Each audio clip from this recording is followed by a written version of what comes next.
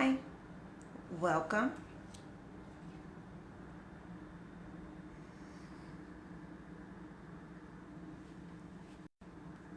Okay, so hopefully this is better. So, hi, it's been a really long time since I've been on Facebook, over a year. My last post was February of 2019, but that was only to post my business cards.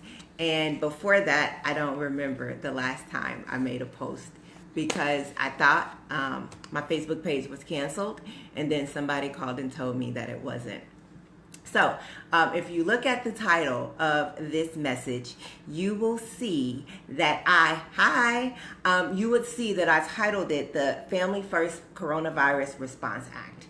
And that's because I am so excited about this new act that is currently, as of yesterday, went to the Senate. It went to the Senate. It passed the House of Representatives on March 14th, but it went to the Senate. So I have a link on this page of how to get in contact with your senator. If you live in a state that votes mostly Republican, can you please contact your senator and let them know to vote yes on this act? I know that people who vote Republican tend to think that the current president is enriching them, but the truth is, it's not. You're not rich. So please do this for the time being. So I am not going to really speak on this act until it has been signed by the current sitting president, so that I can talk about it and read through it. It's 124 pages, and I was thinking no one I know will read through this page. But I did. I read through the overview, and it was amazing. I started reading the document, but I figured it would they would change some of the text, and I didn't want to read it more than once. This is the overview. The overview is 8 pages, and like I said, there are some really great things in this act. There are some really great opportunities. And so if you contact your senator, your state senator, and let them know, please go and send an email to the individual, mail, give a phone call, just let them know to vote for this, because this is going to help a lot of families. And so I wanted to really talk about that, and I wanted to do one the other day after I read it, because I was so excited about what this could do to help families that are really struggling right now, and individuals that have to leave the house. I'm not a doctor, I'm a therapist. You can consider me your community therapist for right now. So I am going to talk about some psychosocial aspects of what's happening right now. I do not care about the vaccination. I do not care about whether you choose to believe it's a hoax or not. That's your own personal opinion. You really shouldn't share it with everybody, because it's more harmful than good. If you think it's a conspiracy, if you think it's a hoax, whatever you think it is, mostly keep it to yourself, because it's really not enriching the community, and it's really not helping us as we go through this unprecedented part of our lives. Like, we are asked to self-quarantine. We are asked to minimize contact with individuals, and it's not to take away your freedoms. It's not to say that something is wrong with you. It's pretty much to say, let's stop spreading this virus. And it's not that you're doing it intentionally. It's the nature of viruses. And so socially, if you can afford to do it, stay in as often as you can. And so, another resource I put in this post is the National Alliance on Mental Health, and they have some really good techniques and really good things you can do so that it can help with your mental well-being. So, one of my goals, I'm telling you now, is to run for public office. That's what I want to do, and so I'm letting my predecessors know that is my intentions. And so when you see me run for office, I need you to know that I am consistent about everything that I say. And so one of the things I've been saying, one of the things I've been saying from the beginning is that I care what happens to our homeless population. I care about getting them registered to vote. I care about making sure they have a safe space to go, whether they choose to live in a shelter, in their car, on the streets, whatever the case. And so the first part of this psychosocial part I want to address. So if you're watching this and you're homeless, whether you're living in a car, whether you're staying in a shelter, whether you're sleeping outside, please, if you have to use the restroom outside, where you have to urinate or defecate outside, please do it near a trash can. And cover yourself, because exposing yourself to children and individuals, that's a whole sex crime. But I do understand with the libraries being closed, with the some of the shelters may not be letting a lot of individuals. They may have a cap and are keeping the same individuals in their shelters. And with some of the restaurants, indoor facilities being closed, you don't really have a place to go and use the restroom. And if you have to use it outside, please do it in a place that's away from other individuals, so that you're not exposing them to sexual harassment.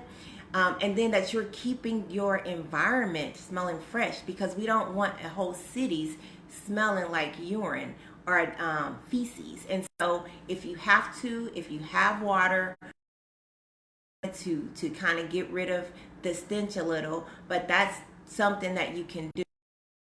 The other part to that is, see if you cannot get to a bathroom, if you cannot get anywhere, because the CDC is recommending that you keep your hands clean, go to some of the waters around your city, a local lake, a local pond.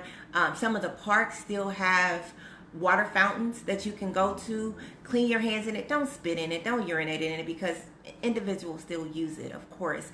But if you must, wash your hands. I know that there is no more hand sanitizer, but it's really important for the homeless population, transient, unhoused individuals, to mind their hygiene just as much as the individuals that are in houses.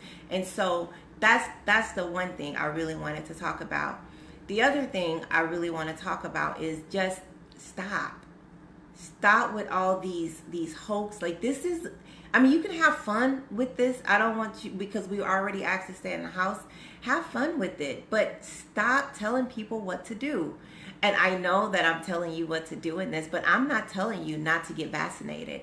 I'm not telling you to go out and hang out with your friends. I'm not telling you to do anything against the advice of what the expert is asking. Truth be told, most of the individuals that are talking do not have adequate health care that will pay for them and or one of their loved ones if they were to get sick. And so the same individuals that are saying, don't believe it, this is fake, don't get vaccinated, don't do this, go outside, still licking their fingers, they don't have the insurance to support their reckless recommendations. And so if you are one of those individuals that's making reckless recommendations, stop. Just stop. And then the third thing, from a I don't want to say religious standpoint, because if you know me or you've seen any of my videos, you know that I am a firm believer in God, and I call myself a shepherdess a lot of the time, because one of the things I feel like I'm led to do is lead people to Christ with my life, not just with words. And so I try to exhibit that in the way I treat people. And so all of you individuals that are saying, let's just pray this away, yeah, there's a lot more to it than let's just pray this away. You know, when you're talking about your faith walk, when you're talking about being involved in Christ and walking for Christ and walking out your faith, you still have to wash your hands. If you believe that God is going to create a revival for this time, if you believe that God is going to get the goodness for this period, that God is going to get the glory, then you have to do your part. Do your part and wash your hands. do your part and give 6 feet. Don't socially congregate. There are a lot of different ways to get the message out. You can do YouTube, Facebook, TikTok. I think that's a thing. I don't know how you use TikTok, but there are a lot of other ways that you can get the message out, as opposed to just saying, let's just pray and hold hands. If they're recommending that we not do that in this time, then let's not do that. We have to look out for each other. I like going to the gym. I can't. I don't want to go to the gym because I don't want to get my nephews sick, because I will be responsible for getting them sick. If I'm putting myself around all these individuals, I would get my mom sick. I would get my dad sick. Like, I have to be responsible for myself, because if I'm going out exposing myself to all these airborne viruses, I'm bringing it home. And so the same with you. So just be mindful. No one's trying to take any of your rights away. Be mindful of who you listen to and who you get your information from. Again, I am not a medical doctor. I am a therapist, and I love social work, and I love providing information to the community. And so I really just wanted to talk about this Family First Act. I cannot wait to read it and share it with you. So it's not ready. It's not a bill yet. It's not a law yet. It's still in the transitional phase. And so I am asking you, if you could please contact your senator and ask them to vote for this bill. It's a temporary bill.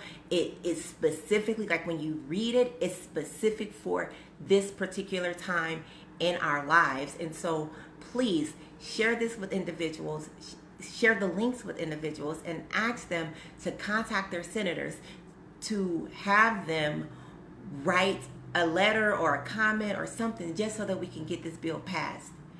If you vote Republican, I don't care. I don't share. I will share what my party affiliation, but it's neither Democrat nor Republican, and so I'm more progressive in my political stance, and so I'm not tied to either major political party.